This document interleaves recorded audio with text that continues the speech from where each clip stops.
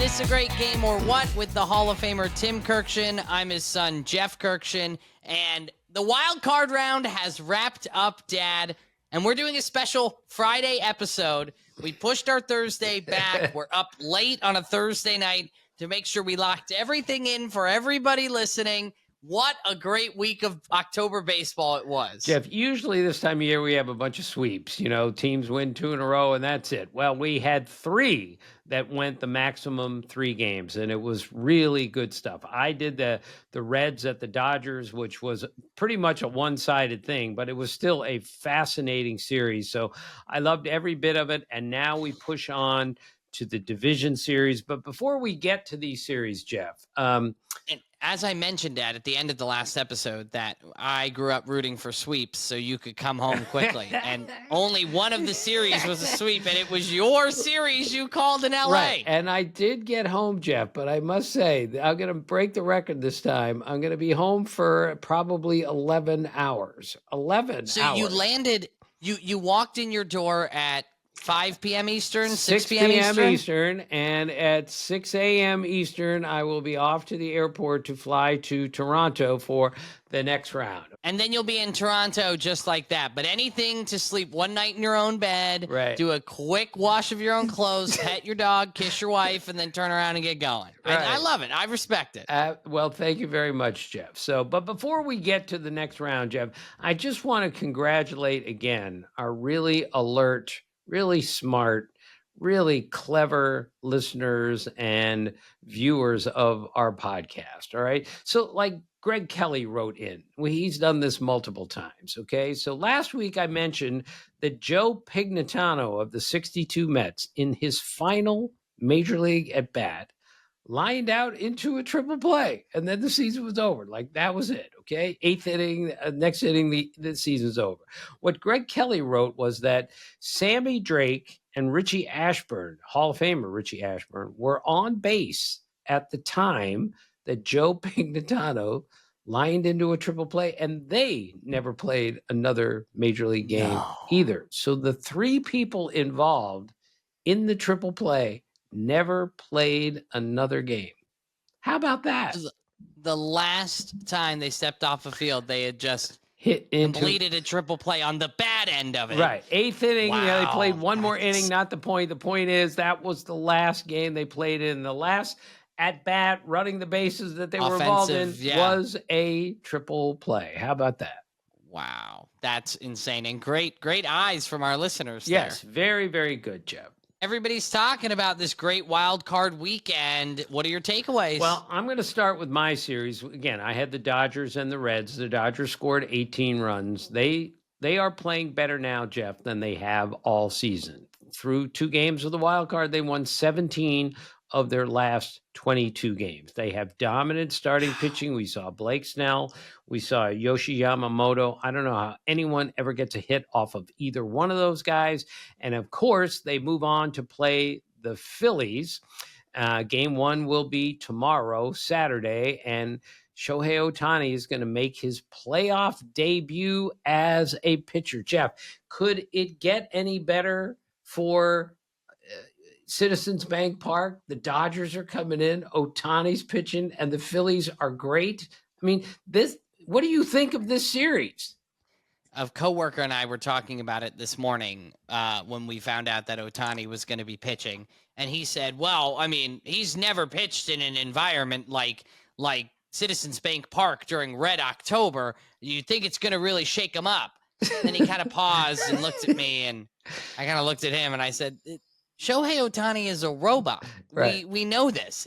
I don't think he is going to be shaken up by the crowd. If anything, I think he's going to bear down even more so pitching in an environment like that. Yeah. So he rises to the occasion like few people I've ever seen, Jeff. So it's going to be I think, honestly, game 1, Citizens Bank Park, NLDS, Dodgers, Phillies is going to be one for the books. I think I'm so excited for this game. I Jeff, it really am. might end up being the best series that we play in the postseason. That's how good these two teams are. Yep. Both are fully capable of winning the World Series. Just one little shout out to the Reds, Jeff. They didn't play well in Los Angeles, and they only won 83 games, but they made the playoffs. They were under 500, Jeff, after 150 games. Third team ever to make the playoffs after being under 500 after 150 games, but they found a way to get in. And I was so impressed with the clubhouse, the chemistry, and of course with Tito Francona, who just made the series so much fun to be around. So I'm not sure we should use this, but we asked him how many text messages he got after they clinched and got into the playoffs. And Tito said, I can't even count how many I got. He said, but my favorite one came from my little granddaughter who wrote to him, Grandpa, you said the F word. So she's watching the celebration and everyone is going crazy. And that was her observation. Grandpa, you used the F word. And Tito just laughed out loud at that, as he should have. It was just beautiful. Reds are going places long term, Jeff.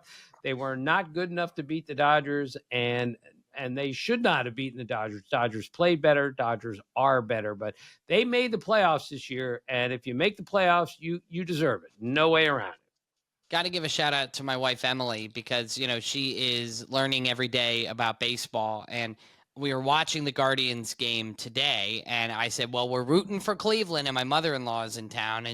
And she didn't say why, because she knows I used to live there for 3 years. So I always love seeing the Guardians Indians organization do great things. I know a lot of people involved in it. But, she kind of looked at me and Emily goes, yeah, because of Tito, right? And she knows Terry Francona, and she even connected that he was the Guardians manager at some point. But I said, well, yes and no. I mean, he was the manager for the team, but now he is the manager for the Reds, and they already lost. Dad's already back at home. Well, and she goes, oh, okay. And I said, but not a bad miss. Right. That's a good miss, I would say. Now, Jeff, you also need to make sure that Emily knows that Tito Francona also managed the Phillies long time ago. She might not know that. So I once asked him, how bad was it? Because the team was really bad. He got fired because the team was really bad. When he took over, he made it better. So I said, Tito, I said, Tito, how bad were the Phillies? So he says, one night we've got a lead. And not only am I teaching these young guys how to play, I'm teaching them how to be professionals. So he said, one night we bring in Wayne Gomes, who was their closer and a great kid. But he comes to the mound and he's got mustard all over his jersey. And he's coming into a major league game. And Tito looks at him and goes, Gomesy, man, what are you doing? You can't come into a game with mustard all over your jersey. And Gomesy looks at Tito and says, sorry, Tito, it wasn't my fault. When I opened the bullpen gate to run into the game, the fans threw hot dogs at me and hit me in the chest with a hot dog. And then Tito looks at me and he says, and we were at home. So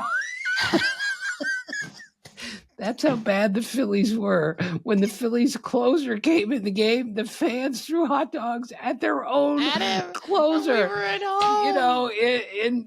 They play this incredible music now for Yohan Duran. When he comes in the game, it's like they threw hot dogs at poor Wayne Gomes. That's how bad it was with the Phillies. So good for Tito for getting them back to the playoffs this year. And the Phillies, to suffice it to say, are way better right now than the ones that Tito had. Ain't that the truth? Right. The Tigers advanced, Jeff. And again, this is why baseball is so beautiful. The Tigers nearly had one of the worst, if not the worst, collapse in baseball history. They were 25 games over 500, and they had a 15.5 game lead in the division and lost. No team's ever had a 15.5 game lead and not won the league or the division, but they made the playoffs, and then they won 2 out of 3 from the Guardians to move on. And again, Jeff, the common denominator of all the wild card games was overpowering pitching. So Tarek Skubal, who I think is going to win the Cy Young again in the American League, he struck out 14, which was his career high, Jeff. So the great note out of that is he is the 4th pitcher in the last 35 years to establish his career high for strikeouts in a playoff game. Do you find Wow. that interesting? Kevin Very Brown did that, interesting. not Kevin Brown, the broadcaster, and not Kevin Brown, Kevin Brown, the the catcher. catcher. Uh, Mike Messina did it, and Livan Hernandez did it over the last 35 years. It just shows you what a dominant pitcher Tarek Skubal is. The Tigers now go play the Mariners, who have been waiting. It's going to be a really fun series, as all of them are going to be. But the Tigers advance, and just an amazing season for the Guardians to even make the playoffs. Okay, also the Cubs, of course, advanced by beating the Padres. They held the Padres to 5 runs total in 3 games. Again, pitching was, as always, the dominant factor in, as it was during the regular season, it certainly was in the first round. In the first day of the wild card games, Jeff, the first day we played 4 games and there were 92 strikeouts. 4 games. Jeff, that's 24 strikeouts per game for 4 games. 23 strikeouts per game average for 4 games. Wow. It was just overpowering. Not just Tarek Skubal, but Garrett Crochet was unhittable. Dodger pitchers were tremendous. Great pitching everywhere. I say all the time, I don't know how anyone gets a hit anymore, but the Cubs pitching was tremendous. And now we love this. They play the Brewers. And the Brewers and the Cubs are like 90 minutes away. Fierce arch rivals in the NL Central. And now they get to play in the NLDS. Do you love that or not? No, I love it. And I think the Brewers are kind of the vote if your team has gotten out at this point, because everybody loves an underdog. Now that the Guardians, boom, gone, bummer for them, right? All the major market teams, Boston, New York, LA, even Philadelphia, people are like, we've seen them before. We want somebody new to win. I feel like the people's vote is with the Brewers if you don't have a dog in the race. Would you agree? Yes. Brewers have only been to the World Series once, 1982, lost in 7 games to the Cardinals. This might be the best Brewer team ever, and I can't wait to watch them play in the division series. But again, Jeff, the Cubs have a really good offensive team, and they didn't hit against the Padres because the Padres, like everyone else, has great pitching. So it was very encouraging for the Cubs to win a series without really hitting. But they pitched so exceptionally well. James Tyone in Game 3 had a great start for them. And then, of course, the final one, Jeff, the Yankees beat the Red Sox, won the final 2 games at home to advance to play. And boy, what a great series this was, to play now against the Blue Jays, the team that they tied for the regular season in the AL East. But the Blue Jays advanced, of course, because they won the tiebreaker over the Yankees. And now the Yankees will go to Toronto for Game 1 on Saturday. I will be doing that game on the radio with Carl Ravitch and Eduardo Perez and Jeff. There is nothing, and I mean nothing better than October baseball. But when you're doing the game on the radio, which is so much fun, next to your 2 best friends at ESPN, it is an absolute blast. All right, Dad, I know you didn't have much to work with when it comes to Quirkjians because we don't have, 15 games a day anymore, Right. multiple days. So what kind of Quirkjians do we have? Well, I was really struck by this. It was a note out there, an incorrect note, by the way, on the internet somewhere, that the Reds, the team I was covering in the wild card series in LA, was the first team ever to have no qualifying player for the batting title bat as high as 270, and they Wow. didn't have anyone with 25 homers. I think it said no team has ever done that. I think it meant to say no playoff team has ever done that. So I double checked. I did the Tigers series last year against the Astros. The Tigers last year did not have a guy who hit 270 and qualified for the batting title, and they didn't have anyone who hit 25 homers. And get this, Really? Jeff, the year before, the Twins had the same thing. They did not have a 270. No way. So the note was out there that no team's ever done this. Well, as it turns out, 3 years in a row now, a playoff team has gone to October without anyone qualifying for the batting title, hitting 270, and no one else who had 25 homers. Amazing. Dad, I ate that up, as the kids would say. Fake news. I ate the fake news up, man. But I thought that was so true, and you went right through it. I looked at it and I said, this is not right. I researched this note last year because I looked at the Tigers and said, how are they here with this offense last year? I said the same thing about the Reds, and I guess I should have said the same thing about the Twins in 2023. So that's the first one. Second, Jeff, you brought this to my attention. Ben Rice, who hit 25 homers this year for the Yankees. Remember, he started the year as kind of a, like a bench player and has turned into a really good player. But he made his postseason debut. And what did he do in his postseason debut? Hit a homer on the first pitch. Right. So he's the 7th Yankee ever to hit a home run in his first postseason at bat. Roger Maris, Elston Howard, guys like that did it. But he did it also, but he's the only Yankee ever to do it on the first pitch. Again, there are just so many beautiful things out there about baseball. Now, Jeff, I also love this. Chase DeLauter made his major league debut for the Cleveland Guardians, and he made his debut in a playoff game. So he is the 7th player ever to make his major league debut in a postseason game. And all of these things have happened in like the last 10 years because of crazy things. 2020, it happened 3 different times because we were shuffling rosters. But this was an elimination game. So Chase DeLauter is the only player ever to make his major league debut in a postseason game that was an elimination game for his team. And this is the part that I don't think even you know, Jeff. Do you know what high school Chase DeLauter went to? Don't say Walter Johnson High School. Don't say it. Walter Johnson High School? No. Did you ever know he went to Walter Johnson High School? Yeah. No, get this, Jeff. He went to Hedgesville High School. No way, in Hedgesville, West Virginia? Right. So tell our listeners who may not know where Hedgesville, West Virginia is, what it means to our family. So I'll tell everybody, because nobody knows where Hedgesville, West Virginia is.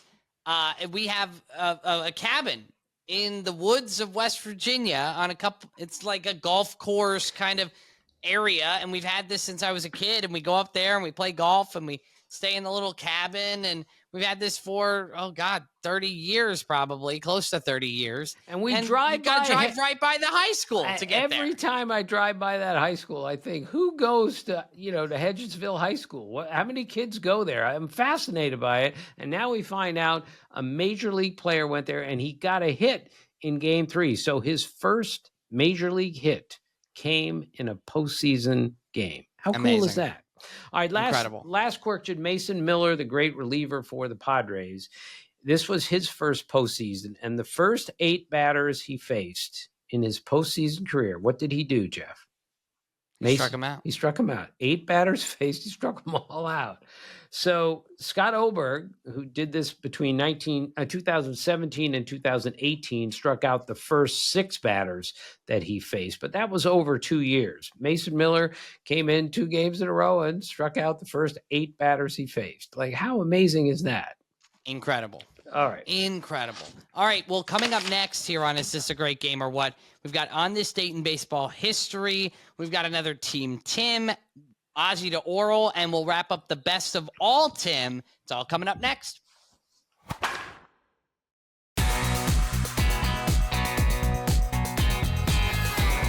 All right, Dad, on This Date in Baseball History, I bet you got some great October dates. What do you have? Yeah, we really do. 1904, Christy Mathewson struck out 16 batters. And again, Jeff, in 1904, there weren't 16 strikeouts going around very often because back then your job was to put the ball in play. But he struck out 16 Cardinals.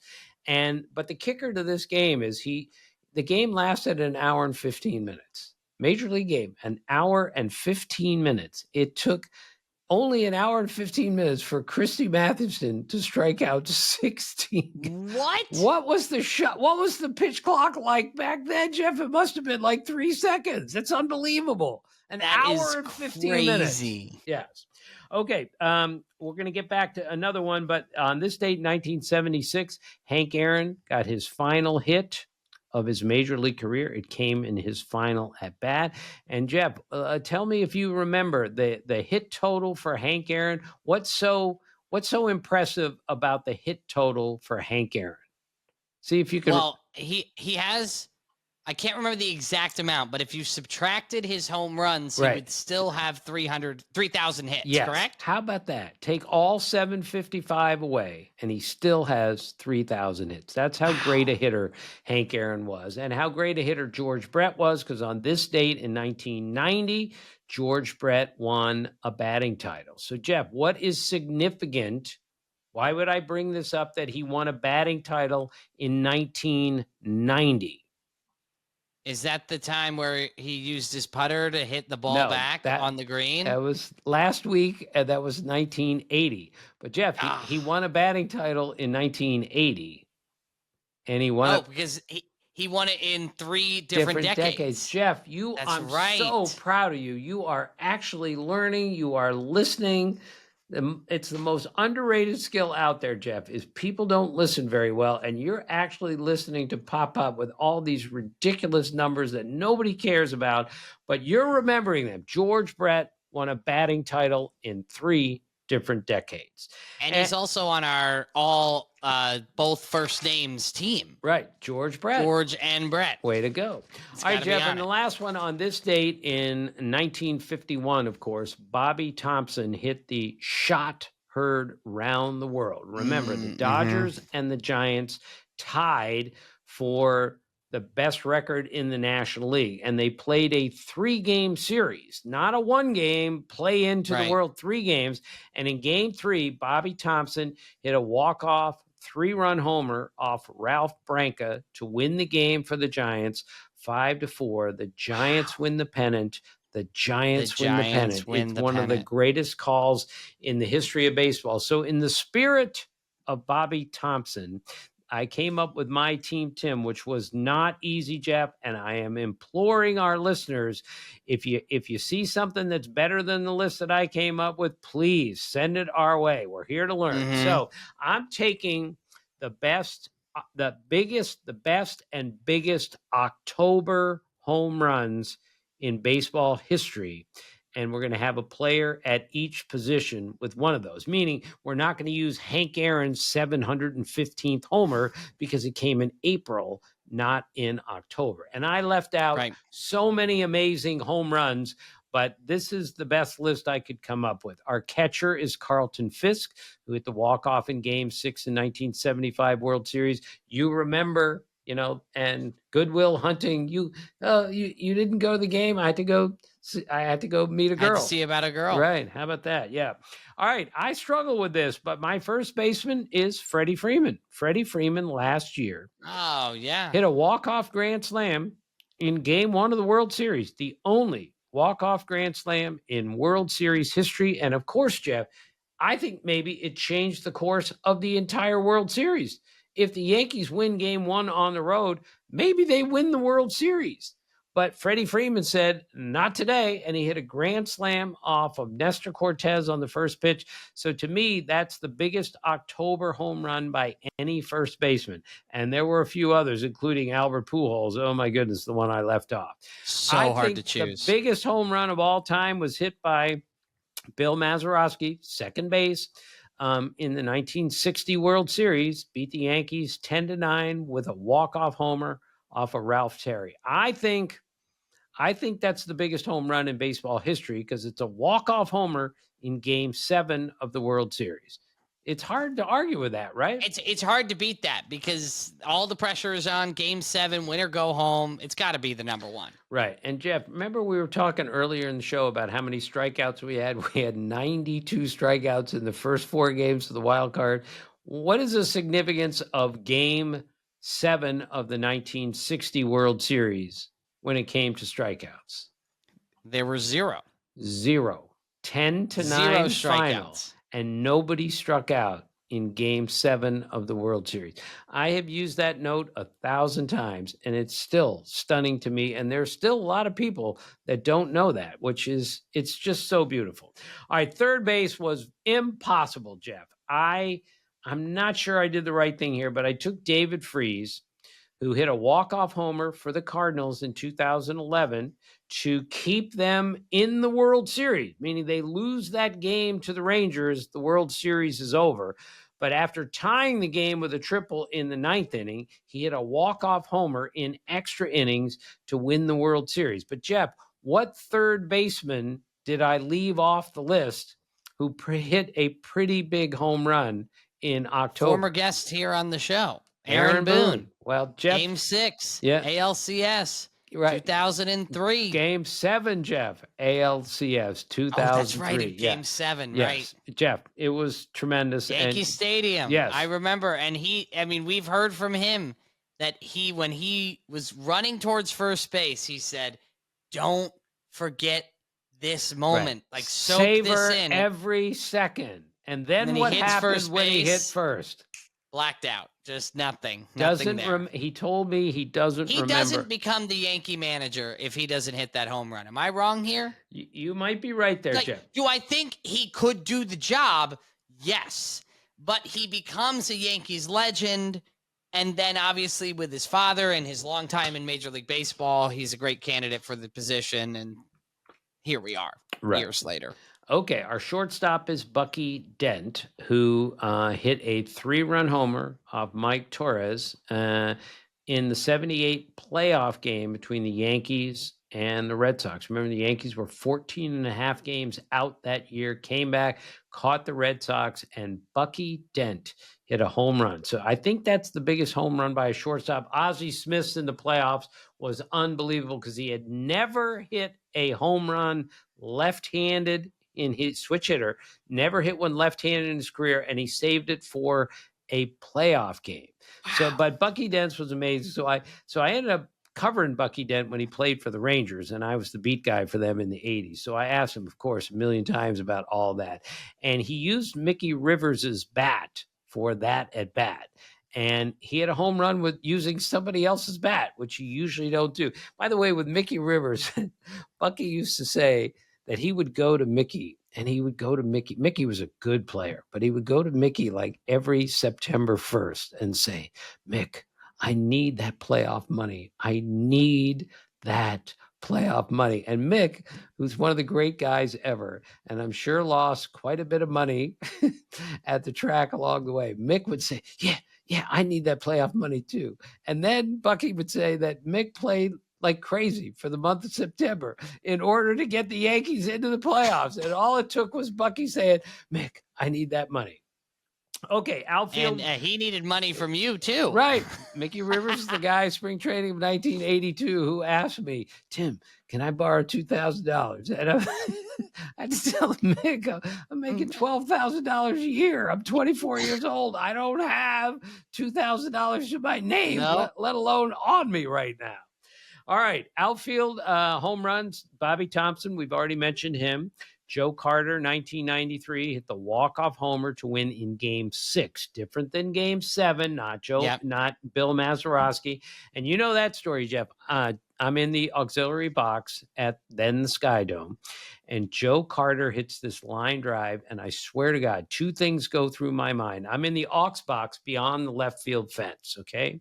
First thing that comes to mind is the World Series is over. This is a walk-off homer. The second thing that came to mind was this ball is going to hit me right in the middle of my chest. I mean, it was coming at me at 1,000,000 miles an hour, and it landed like 3 feet in front of me. So it didn't make it to like the desk at which I was sitting, but it was close. Imagine that. Imagine if I had somehow caught, which I would never do, Joe Carter's game-winning walk-off homer to win the World Series. You know how much money I could have sold that ball for? You could have retired years ago. Yeah, forget this old like podcast. I'm going to sell that ball. That would be the most ridiculous thing ever. Dad, it's worth asking, though. In all of your years, you've never caught a foul ball, never caught a home run ball, ever. Not once. Never. Now, I've caught a bunch of foul balls, but I didn't catch them. The balls came into the press box, they're rattling around, sitting on the ground. I picked it up. I'm not going to catch a foul ball hit at 100 miles an hour without a glove on. And who wears a glove in the press box, Jeff? Did you have to stiff arm other writers to get the ball, or No, was it no, very casual when it pops up there? Nobody no. really cares. The writers really didn't care about picking up a baseball. What are they going to do? If I picked one up, I would give it to a kid if there were a kid nearby. But they're usually in the press box. That was not the case. All Well, right. and when you started off your career, Dad, people gave it to you thinking you were a kid, right? Here, son, you can have a There baseball. you go. You're like, no, I'm the beat writer. I'm good. Thank you, though. Good line, Jeff, and Thank all you. true. All right, the third outfield, and there are a million cases here. Babe Ruth called shot, all that. I mean, I can't even start. But Kirby Puckett, 1991, Game 6 of the World Series. Remember, after Game 5, he told his teammates before he left the clubhouse, playing for the Twins, he said, "Boys, get on my back. I'm going to take us home tonight," meaning for Game 6. And then he went out Right. and had one of the great games of all time, and that included a walk-off homer off of Charlie Leibrandt to get it to Game 7. And of course, Jack Morris pitched the 1-0 victory in Game 7, and the Twins won the World Series. That's why I have Kirby Puckett as my third outfielder with a home run. Now, I have to have I don't have a designated hitter, Jeff, but I have a pinch hitter, correct? Why not have a DH? Well, There's a clear answer for DH. Well, David Ortiz is always the answer. Do you have a better one than David Ortiz? No, I'm saying you got to have Big Poppy in there as your Yeah, DH. all right, Is all he right. not your? I mean, are you putting him as your pinch hitter, or are you putting him? No, But I have another pinch hitter. Who is my well, pinch? Jeff. Big Poppy alone. I mean, Right. David Ortiz DH. hit so many big homers. We'll just put him in as the DH no matter what. Okay. Done. Yeah. All right. We don't even need to name one of the All right. homers. But answer the question, Jeff. Who is the pinch hitter? Kirk Gibson, baby. Right. 1988. I was there. It was an amazing scene. Couldn't even run. Right. Couldn't even jog, really. Right. It was, and you know the story behind that. Bob Costas, one of the great broadcasters of all time, is broadcasting the game, and he says there is no way, and this was the truth at the time, there is no way that Kirk Gibson is going to be healthy enough to play in this game. And Gibson hears it on TV, and he's in the clubhouse, and he gets so angry, even though it was an accurate statement, that he looks at Orel Hershiser and says, "I'm going to get ready. Get me ready." So he took some swings, and they sent the word down to Tommy Lasorda that Kirk Gibson is ready. And then Kirk Gibson went up and hit a home run to win Game 1 of the World Series. And Jeff, who did he hit it off of? Oh, that I don't remember. Dennis Eckersley. Eckersley, that's and remember, right. It was the Eck who had a different language than anyone else. That's the first time I'd ever heard the expression F-bomb. Yeah, but also walk-off homer. That night was the first night that I had ever heard it. And I looked at Eck after he said it in the scrum at his locker, and I said, "Walk-off homer?" He goes, "Yeah, guy hit a homer, and everyone walked off the field." First time I'd ever heard it. Maybe it was a popular term before that, but I hadn't heard it. And get this, Jeff. On this date in 1954, who was born? Dennis Eckersley? Dennis Eckersley. No way. How cool is that? That is so fitting. All right, Dad. Well, what a great team, Tim, you have to celebrate October. We've still got Ozzie To Orel, so let's rock into that. Right. Number 50. We're going to 55. Orel Hershiser's number 55. Spoiler alert. Right. But that's what it's called. Who's number 50? Okay, number 50 was difficult, Jeff, because I had to go through Adam Wainwright, J.R. Richard, Tom Hankey, Sid Fernandez. And it's hard to pick an active player, but I'm going with Mookie Betts. I think Mookie Betts has proven to be the best number 50 of all time. He's a lifetime 290 hitter, 881 OPS, won an MVP, Jeff, and finished second 3 different times. That's pretty hard to do, to be in the top 2 4 times. And he had a top 5 finish, made 8 All-Star games, won 6 Gold Gloves, won a batting title, and is still a really good player, because I did, as I said, the Reds-Dodger series, and in Game 2, he got 4 hits, Jeff. You know, he had a bad season by Mookie Betts standards, but he sure looked good in that series, especially in Game 2. So Mookie Betts is my greatest number 50, and that was a tough call over Adam Wainwright, especially. Number 51, Jeff. I'm going to leave this up to you, but I'm going to make my pick. Ichiro Suzuki, Randy Johnson. How hard is that? I don't think it. I All mean, right, I think it's really hard. I'm not going to disrespect Ichiro by not saying that is a tough choice, but I'm going with Randy Johnson. He won wow. 5 Cy Young Awards, Jeff, including Mm, 4 in a row. He won the ERA title 4 times. He led the league in strikeouts 9 times. He struck out 4,875 hitters, second most to Nolan Ryan in the history of the game. He wow. is arguably the greatest left-handed pitcher of all time for career value. Most people, including me, would go maybe Lefty Grove first, maybe Warren Spahn right there. But anyone who votes for Randy Johnson, it's hard to say no because of how dominant he was. I think he's the scariest, most intimidating pitcher of all time. I remember Jeff Houston, who was a really good guy and a pretty good player, now broadcaster for the Rockies. We were talking about the fear of the ball one day. I wrote a story about the fear of the ball, my favorite story that I've ever written. It's in my second book that I wrote. And Jeff Houston looks at me and he wasn't smiling and he wasn't laughing. He goes, this is in the 90s. We're talking about this. He goes, really, what's the worst thing that Michael Jordan can do to you? He can dunk on you and embarrass you. What's the worst thing that Randy Johnson can do to you? He can kill you. That's the difference, Jeff. That's the Right. difference between baseball and you know how much I love basketball, but the fear factor and the danger alone, and there was no more fear and no more danger than any other time than when Randy Johnson, 6'10", went to the mound because when he released it, Jeff, it was like he was 20 feet from home plate because he had these incredibly long arms, long stride, and he's 6'10". Rich Donnelly, my dear friend, once said, Randy Johnson was so big, he didn't even have a pickoff move to second base. He just reached out and tagged the guy. All right, so Randy Johnson is my greatest number 51. Next week, we're going to have 52 and 53. And our last week, we'll have 54 and 55. You've already blown it. Orel Hershiser. But we already knew that, Jeff. The name of the bit is from Ozzie To Orel. So we don't have to worry about that.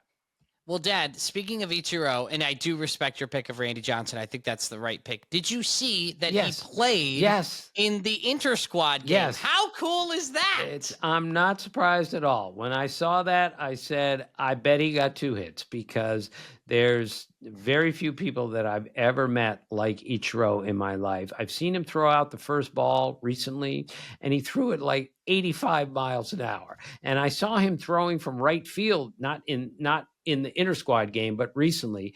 And it looks like, 2001. He still has a cannon for an arm.